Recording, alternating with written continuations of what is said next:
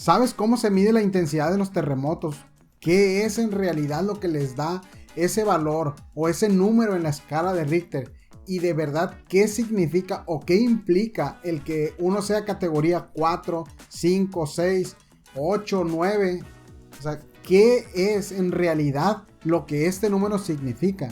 Porque te aseguro que muy posiblemente no es como tú lo crees. Y últimamente hemos visto un incremento en la actividad sísmica. Hemos visto terremotos en lugares donde no se han visto antes, como por ejemplo en el estado de Sinaloa, en México, que es la parte de donde soy yo. En los alrededores de Culiacán hubo un terremoto de 4.6 recientemente, que aunque 4.6 en la escala de Richter puede sonar muy poco para otros lugares en donde están acostumbrados a tener este tipo de fenómenos, para esta región es algo muy poco común, que indica que estos incrementos se están dando en verdad. Y esto se está viendo aún más porque días después en Rusia hubo otro terremoto muy grande, tan grande que entra en el top 10 de los terremotos más grandes que ha habido en la historia. Así que para que puedas entender qué significan estas magnitudes de 4.6 en uno y 8.8 en el otro, te voy a explicar en este video cómo y qué es esto de la escala de Richter, cómo funciona, y aparte te mostraré los 10 terremotos más fuertes que se han registrado en la historia de la humanidad. Así que primero vamos a explicar qué es la escala de Richter. Y es que en 1935 un sismólogo llamado Charles Richter propuso algo que nadie había hecho antes: una forma de medir los terremotos numéricamente, como si se tratara de ponerle calificación. Hasta este momento los sismos se describían de forma subjetiva, como muy fuerte, o se sintió muy leve, o tiró cosas. Pero Richter quería algo objetivo y verdaderamente cuantificable. Su escala en sí no mide el daño que generó este terremoto. Cabe aclarar este punto: no es cuántos edificios tumbó, ni qué tanto miedo sintió la gente, ni qué tanto se vio afectada una ciudad por este terremoto. No es esto en verdad. Lo que de verdad significa la escala de Richter es la energía y el movimiento sísmico que se liberaron durante el fenómeno. Esa energía se representa como una magnitud, que a su vez esta magnitud está representada como un número con decimales en esta escala de Richter. Pero ¿cómo se interpreta en realidad esta escala de Richter, estos números que están en la escala de Richter? Porque podemos ver que tal vez uno de magnitud 3 es totalmente imperceptible o puede pasar totalmente desapercibido, pero un 7.5 pudiera incluso dejar una ciudad en ruinas. ¿Cómo es esto posible que si del 3 al 5 pasó solo 2 puntos y solamente pudiste detectarlo, y del 5 al 7 pasa a que puede hacer destrozos muy grandes? ¿Qué es esto? O sea, ¿por qué es tan grande esa diferencia? Bueno, la clave está en que la escala de Richter no tiene un incremento lineal, sino que es logarítmica. ¿Qué significa esto? Vamos para allá. Primero, un incremento lineal es como lo que estamos acostumbrados a ver todos los días. Por ejemplo, pasa de 1 kilo a 2 kilos, sabemos que aumentó 1 kilo.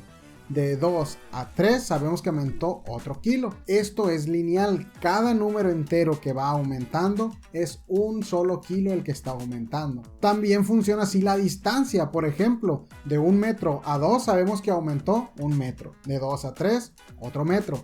De 3 para 4, otro metro más. Ok, hasta ahí estamos, todo bien. Estos son incrementos lineales. Pero dijimos que en los terremotos y en la escala de Richter es logarítmica. ¿Qué significa esto? Pues esto es que para pasar de una categoría a la otra, la energía liberada se tiene que multiplicar por 32. Por ejemplo, si nosotros tenemos un categoría 4 para pasar a categoría 5, quiere decir que la energía que se necesitó para pasar a que sea 5 tiene que ser por 32. O sea, el magnitud 5 es 32 veces más fuerte en energía liberada que el 4.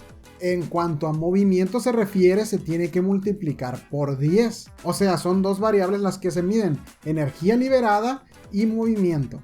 Que he explicado muy vagamente, el movimiento sísmico es lo que se mueve el sismo en el punto de donde se está midiendo, Y la energía liberada es la energía total que se necesitó para formar este movimiento o este sismo. Y para hacerlo un poquito más digerible y más fácil de entender, vamos a poner un ejemplo muy práctico. Y es que imagino que para muchos tal vez va a ser familiar este ejemplo que voy a poner. Cuando tú pones un cohete en el suelo y encima le pones una vasija o una olla, cuando este explota, la vasija se levanta, ¿no? Entonces vamos a poner esto como que lo que se levanta la vasija es el movimiento sísmico y la energía liberada que se necesita para el terremoto es ese explosivo. Entonces, poniendo este ejemplo y siguiendo la escala logarítmica de la escala de Richter, vamos a hacerlo de la siguiente manera. Si queremos que se levante 1 centímetro esta vasijita, esto significa que va a ser magnitud 1. Queremos que se levante 1 centímetro y le ponemos un petardo o un cohete abajo, ¿no? Entonces, con este ejemplo, vemos que una magnitud 1 sería un cohete, 1 centímetro. Magnitud 2, 32 cohetes, 10 centímetros. Magnitud 3, 1024 cohetes, 100 centímetros. Magnitud 4, 32.768 cohetes para moverlo 1000 centímetros. ¿Vamos? Y para que vayas viendo el incremento tan exagerado e increíble que es el pasar de una magnitud a otra, en esta tabla te pongo desde la magnitud 1 hasta la magnitud 9 cómo sería este incremento tan grandísimo. Así vemos que no es lo mismo pasar de categoría 3 a 4 que pasar de categoría 7 a 8. El incremento de energía y movimiento sísmico es abismal entre una y otra. La diferencia es exageradamente absurda. Y como te había prometido al principio, te voy a decir cuáles son los 10 terremotos más brutales que ha habido en la historia de la humanidad, que han sido registrados, cabe aclarar. Porque estos son los 10 terremotos más poderosos que se han registrado en un sismógrafo.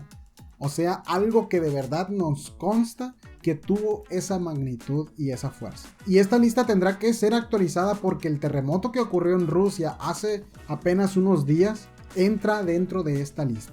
Empecemos con el número 10, que este ocurrió en el año de 1950 y fue en el Tíbet con una magnitud de 8.6.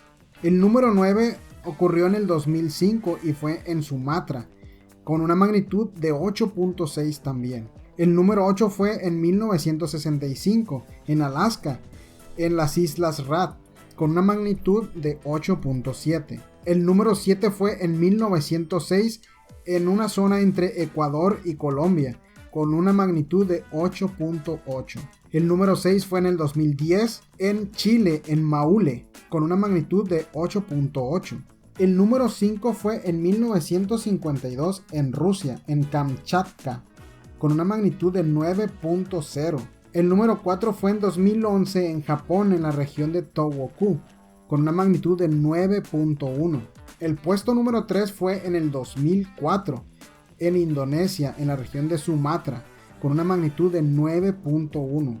El puesto número 2 fue en 1964 en Alaska, con una magnitud de 9.2.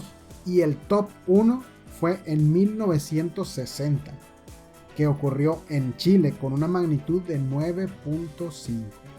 Y si te diste cuenta, este 2025 en Rusia, en la región de Yuzhno, allí hubo uno de 8.8, que esto lo posiciona entre los puestos 6 y 7 de este ranking que te acabo de mostrar. Quiere decir que este terremoto logró entrar en el top 10 de los terremotos más poderosos que se han registrado desde que nosotros podemos medir la magnitud de los terremotos.